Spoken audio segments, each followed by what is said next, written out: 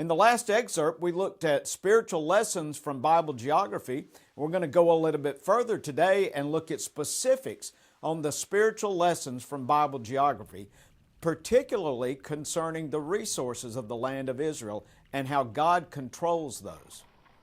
There's spiritual lessons in the environment and the people and the population, the water resources, the vegetation, even the terrain.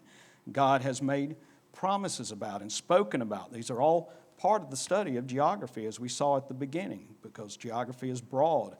Let's talk about water, for instance. Egypt had plenty of water. In fact, the Lord told the Israelites that the land He was giving them was not like the land they had known in Egypt. And if you look at Egypt on Google Earth, what's the major geographic feature that you see there that jumps out at you? Can you see that from there? Yeah. The Nile River Basin, or the delta there. Hundreds and hundreds of square miles of all this well-watered land. Egypt has been called the gift of the Nile. Sodom and Gomorrah had plenty of water. Sodom was either at the southern tip of the Dead Sea or at the northern tip. People argue about that, and it was burned up, so there's nothing there to find. People are digging, but it doesn't mean they're going to find anything. I don't know. But this photo was taken in the Dead Sea region, and you see how verdant it can be with water. It's a desert, but yet you put water there, and that's what it was in Lot's day. Genesis 13:10, and Lot lifted up his eyes and beheld all the plain of Jordan. That's down there in that desert Jordan Rift Valley, that it was well watered everywhere before the Lord destroyed Sodom and Gomorrah, even as the garden of the Lord, like the land of Egypt, as thou comest unto Zoar. So we see that Egypt had water resources, and we see that Sodom had water resources. But that's not what God said the promised land was going to be like for Israel. Deuteronomy 11:10, for the land whither thou goest in to possess it is not as the land of Egypt, from whence ye came out, where thou sowedst thy seed and waterest it with thy foot as a garden of herbs. But the land whither ye go to possess it is a land of hills and valleys, and drinketh water of the rain of heaven. And it shall come to pass, as ye shall hearken diligently unto my commandments, which I command you this day, to love the Lord your God, and to serve Him with all your heart and with all your soul, that I will give you the rain of your land in His due season, the first rain and the latter rain, that thou mayest gather in thy corn and thy wine and thine oil, and I will send grass in thy fields for thy cattle, that thou mayest eat and be full. And so you see there's a relationship there about obedience and disobedience and the Lord providing their needs. And there were warnings about a lack of water if they were not obedient. Take heed to yourselves that your heart be not deceived, and you turn aside and serve other gods and worship them. And then the Lord's wrath be kindled against you, and He shut up the heaven, that there be no rain, and that the land yield not her fruit, lest ye perish quickly from off the good land which the Lord giveth you. And that's a spiritual lesson that becomes very apparent when we study geography here. The Lord put Israelites in a place where they were going to have to depend on Him, and were going to have to obey Him. And they were not like the world. They were to seek Him for sustenance. And we see that Egypt had the mighty Nile, but Israel had a mighty God. And it's very different. We saw that in Elijah's day, as there had been a 3.5-year drought because the Israelites were worshiping Baal. God just turned off the spigot. And it's what the Lord had warned them about, that He would do. But generally, there is little water in Israel. They're going through a drought right now. And they have become masters of water conservation. And as you tour Israel, you can see all the unique ways, even today, that they are preserving water. This is an ancient cistern in the Negev desert down at Avdat. And any rain that fell there would be channeled into gutters, which would feed a common cistern for community use. And you see all kinds of these things over there. Herod was one of the greatest builders in the world. And we're going to talk about Herod before we talk about the life of Christ. But he built these phenomenal palaces in the desert, several of them, and outfitted them with all these pools and water features. And they knew how to take advantage of the little bit of water they had. And that's true even today. Israel invented drip irrigation, and they are one of the leading developers of this and other things like it. maximizing the amount of food that can be grown with less water. One of the leaders in the world is Netafim, which is an Israeli company, they're the inventor of drip irrigation. I'm going to play you just a brief clip here. More than 50 years ago, Netafim was founded on a small kibbutz in Israel and introduced drip irrigation to the world. Drop by drop, field by field, we have become the world's largest irrigation company, leading the drip irrigation revolution. And so you see, they are masters at this. In fact, you can see from the first headline there on the top left, what this newspaper says: Israel, a water superpower, is helping California fight drought. And you see the other headlines here. Israel supplying more water to Jordan.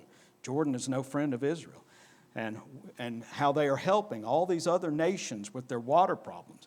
And it would seem in some ways that Israel has bypassed God through technology, but this is really just another delusion on their part, just as they sought other gods and sought help from them, trying to bypass God in many different ways. But ultimately, they are going to find that He is the only one they can truly depend on. And all of these things are just temporary. So we have seen here that God has placed Israel in such a way that they would have to depend on Him for water, but that's not all. They have to depend on Him for their vegetation as well. And God promised Israel that they have the potential to be like the Garden of Eden. And you can go over there today and you'll think it is the Garden of Eden in some spots. Been on banana plantations over there and all these places that are just phenomenal agriculture. But he says in Jeremiah 11:5 that I may perform the oath which I have sworn unto your fathers, to give them a land flowing with milk and honey, as it is this day. Then answered I and said, Oh, so be it, O Lord.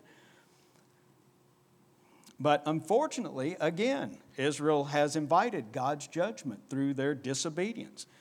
Deuteronomy 28:38 is very specific promises. Thou shalt carry much seed out into the field, and shalt gather but little in. For the locust shall consume it. Thou shalt plant vineyards and dress them, but thou shalt neither drink of the wine nor gather the grapes, for the worms shall eat them. Thou shalt have olive trees throughout all thy coast, but thou shalt not anoint thyself with the oil, for thine olive shall cast his fruit.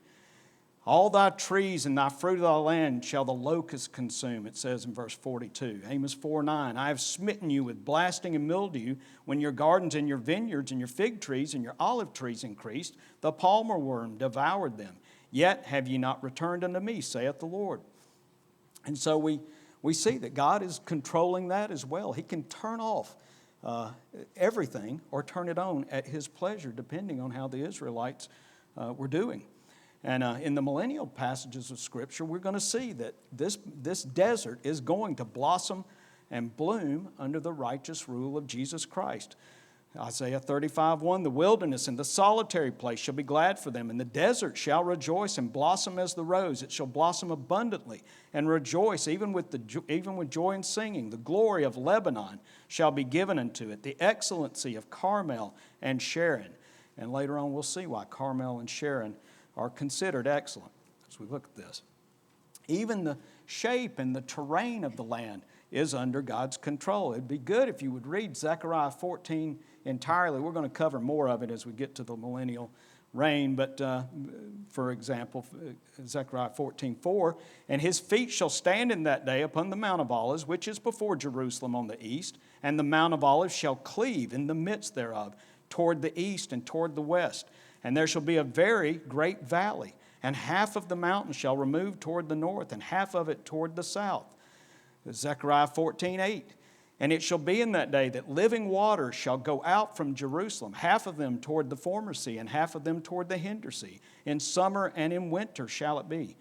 In verse 10, and all the land shall be turned as a plain from Geba to Rimmon, south of Jerusalem. If you look at that land today, it's not a plain. It is very craggy and whatnot. So we see serious changes to the land that are yet future. That's why we're going to look at this in the last class, because it's important. Who inhabits the land is also under God's control. And we said at the beginning that people groups are part of geography. Well, today, the land of China and India are almost identical in population, about 1.4 billion each. India actually passed China last year for the most people. And the Jews are just as old as these nations, older maybe, and yet there are only 17 million Jews in the world today. 17 million Jews. Why is that? For the very same reason, disobedience. Deuteronomy 4, verse 26, I call heaven and earth to witness against you this day, that ye shall soon utterly perish from off the land, whereunto ye go over Jordan to possess it. Ye shall not prolong your days upon it, but ye shall utterly be destroyed, and the Lord shall scatter you among the nations, and ye shall be left few in number among the heathen. That's where they are today, few in number among the heathen. And they've begun to go back, whether the Lord shall lead you. But again, God controls the population of the land. Mark Twain traveled across Israel in 1867. This is what he said. A desolate country whose soil is rich enough but it's given wholly to weeds, a silent, mournful expanse. We never saw a human being on the whole route. There was hardly a tree or a shrub anywhere. Even the olive and the cactus, those fast friends of worthless soil, had almost deserted the country. And so it was barren, and it was little populated at that time too. And I think there's significance in that as well, as God kept that land for them to come back to. Well, we've explored a number of reasons why it's important that we learn a little bit about geography. And we've also seen these tremendous spiritual lessons that are associated with the land. And at this point, I just want to look at some features of the land itself, and this is where you're going to probably want your maps, because repetition is the key to all of this, and this is the Get Acquainted meeting here today, but we're going to be looking at all of these things over and over the next many weeks.